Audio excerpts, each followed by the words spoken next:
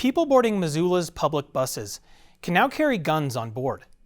The bus system changed its policy after the Montana Shooting Sports Association threatened a lawsuit.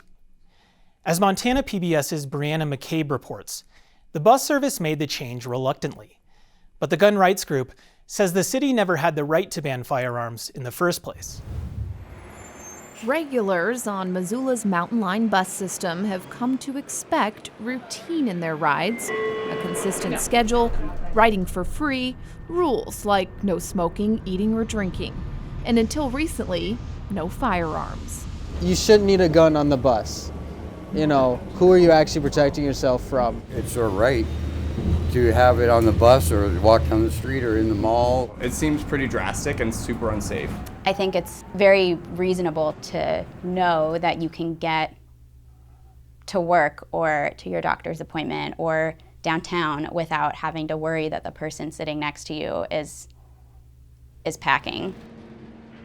Olga Kramer says the no weapons policy in place since the bus started in 1977 served its riders well. There's been zero indication that more weapons in public spaces are something that the public wants. But it turns out that decision isn't up to the bus service, because in Montana, local governments are prohibited from regulating firearms. Their policy was a violation of the constitutional rights that the citizens have reserved to themselves from government interference, and that's just unacceptable. It's a case Missoula resident Gary Marbut has been making for years as president of the Montana Shooting Sports Association. He wrote the book on Montana gun laws. Constitutional rights are not negotiable. They're not constitutional suggestions that some petty bureaucrat can ignore whenever they want. Even though governments can restrict firearms in some public buildings and spaces, Marbut says public transportation isn't one of them.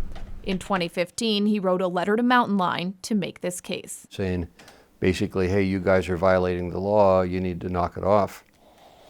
They wrote back, they considered it and had their attorney write me a 7-page letter saying basically, go jump in a lake. That response didn't mention Marbut at all, but it did outline Mountain Line's reasons for keeping its no weapons policy in place, concluding that it would be enforcing the passenger code of conduct in its current form with no exceptions. In the meantime, Marbut and the Montana Shooting Sports Association continued gun rights advocacy efforts on a larger scale, successfully bringing several bills into law. And in February 2023, Marbut wrote his final letter to Mountain Line saying, in part, "We are no longer willing to allow this violation of law and the constitutions to continue." Good morning, Gary Marbut. All the while, Marbut was setting the stage for a lawsuit, moving a bill through the legislature to allow anyone who successfully sues a governmental entity to collect court costs and attorney fees. If this bill were passed and I go back to Mountain Line and say, now you're really illegal, and if we have to sue you, we will collect costs, our attorney's fees, I think it's likely that they would change their policy to comport with Montana law rather than ignoring us and telling us to go jump off a log. Those in favor vote aye. The bill passed, so the Montana Shooting Sports Association prepared to file suit. With the bill set to take effect October 1st, 2023, Mountain Line caught wind of the impending lawsuit in August and discussed its options with staff, its board, and attorneys. You know, the law is pretty clear about restricting local government's ability to regulate firearms, and since we are a government agency, that applies to us.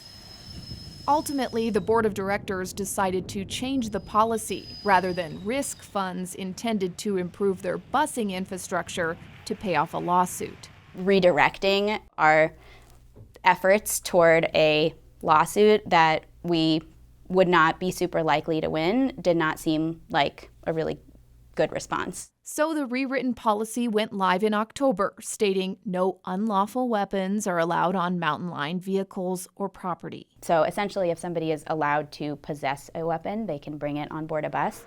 Mountain Line placed new decals on the entrance to every bus. And once the new policy took effect, Kramer started getting phone calls. We've heard from people who are really angry. We've heard from people who are scared. We've heard from people who are just outright choosing not to use the bus because of this. Kramer says it was important to communicate why Mountain Line made the change. This was a choice that was out of our hands. This wasn't a decision where our riders came to us with a clear request that we granted. This was a really targeted, special interest that had a very concrete goal, and we were forced to accommodate that. You can go throughout the whole world, but you can't jump on a bus because you got a gun. Or you can't go to the mall, or you can't go to... Come on, man. Do I want someone to jump on a bus with a machine gun? Probably not. Even though Mountain Line can't ban passengers from bringing guns on board, operators' procedures instruct them to call a supervisor if a passenger's conduct crosses the line. Any kind of threatening behavior, anything that is meant to intimidate or harass someone, any brandished weapons, anything like that is still completely prohibited by our code of conduct. The policy doesn't clarify whether passengers can handle their firearms on board, but in Montana, both open and concealed carry are legal. As an officer, I prefer to see open carry because I know what I see and I know what's there. Concealed, I don't know what's there, and I have to assume every time that there is a weapon. But there's no physical checklist for what counts as a legal weapon. The distinction comes down to a person's record. In Montana, there's no training required to carry a firearm, but Missoula police officer Whitney Bennett encourages gun owners to educate themselves. Yes, you might have that firearm for your safety, but if you don't know how to properly use it, then you're risking the safety of other individuals. Under their employee agreement, Mountain Line's operators are not allowed to carry weapons of any kind. Mountain Line did not allow operators to be interviewed for this story, but a former operator says they should be allowed tools to defend themselves. There were a few times where I thought, what could happen next kind of thing, like very scary. Like, is this passenger going to freak out and pull out a knife and come at me type of thing, where I might have felt safer with a firearm. Austin Norman, who's also a member of the Montana Shooting Sports Association, supports the passenger's constitutional right to carry.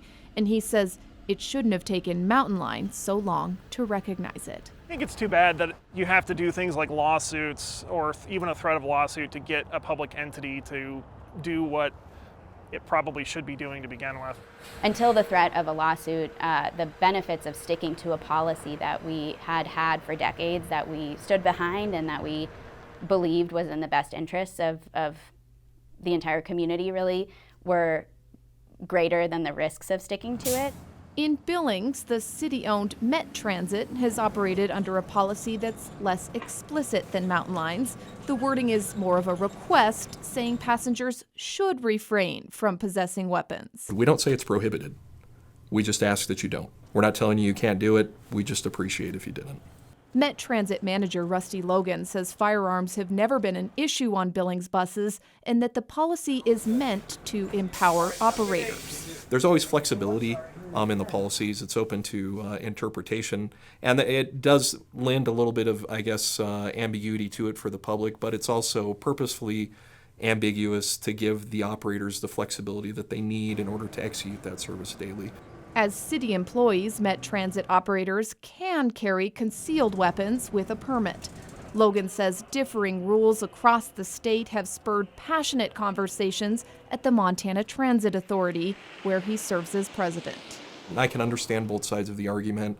On the transit side, we've got an individual who is operating a vehicle that can be upwards of 30 or 40,000 pounds. That's already trying to pay attention to passengers that are on board the vehicle. They're trying to pay attention to people that are standing on the street trying to catch the bus. They also have to pay attention to individuals that are walking, that are biking. There's traffic around them. There's weather that's going on. There's a lot going on. So adding in another potential source of distraction for them is obviously something we don't really want. But it's not necessarily something that also isn't reasonable, I guess, is the way that we look at it. Because people do have the right to execute their constitutionally protected rights in that regard. And I'm, personally, I am a firearm owner. I'm a hunter, I'm a sportsman, and so forth. So I can understand that if I'm utilizing transit, on a daily basis for my activities of daily life, I may want to take my pistol and go to the shooting range. Bozeman's Streamline bus service, which the nonprofit HRDC operates, is holding out on allowing weapons. Its rules prohibit passengers from firearms or weapons of any kind. And in a statement to Montana PBS, HRDC says HRDC's policy is that weapons are not allowed on HRDC vehicles, including transit, transfer stations, or HRDC properties. HRDC is aware of the situation in Missoula, and we are looking into how this affects HRDC. But Marbut says the bus service receives federal funding and therefore is required to recognize the constitutional right to carry. There's a clear legal pathway in Bozeman, even though the structure is a little more complex. He says the Montana Shooting Sports Association has no immediate plans to approach Streamline, but eventually will. And beyond Bozeman, transit systems across the state operate under policies as varied as the communities that they serve. We had a really unambiguous policy, and so in that way, it was kind of clear that we prohibited weapons. Ultimately, it's a question of what's best, safest for the community rather than any one individual community member's feelings about that. Well, first of all, passenger safety is not my responsibility. My interest is in constitutional rights. And I think the ability of people to exercise their constitutional rights has definitely improved since Mountain Lion has backed off on his gun ban policy. Even though Mountain Lion's firearms policy has changed, Kramer says the passenger experience is still the same. The goal is always to serve the public and to provide transportation as effectively and efficiently and consistently as we can. For Impact, I'm Brianna McCabe. Right now, the Federal Transit Administration defers weapons regulations to each jurisdiction. But in December, FTA launched a nationwide public transportation safety risk assessment in response to a spike in assaults on public transit operators. The results of this study would inform any federal policy changes.